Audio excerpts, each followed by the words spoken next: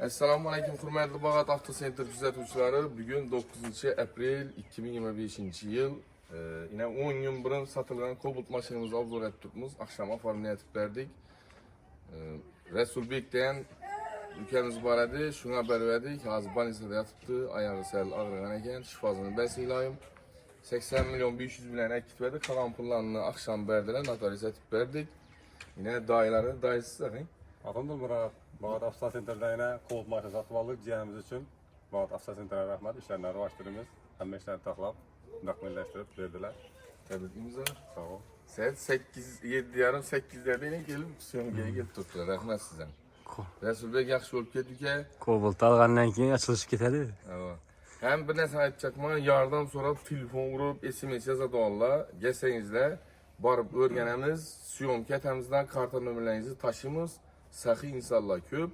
Bu da qarasa pul taşab berədi. Haqiqi yardım gerek bu adam olsa kelinglər. Reklam edib, barıb karta taşab berəmiz. Maşın işlerinden kösə? 1,5 kilometre yürüp durğan maşın yadlarınıza düşdü mü? 80 milyon 500 pulunu verib, qağanı bankda amanətdə dururdu. Ana verdiler. Rahmet, like basıp, kommentariyada öz fikirlərinizi qaldırasınlar. Sağ olun.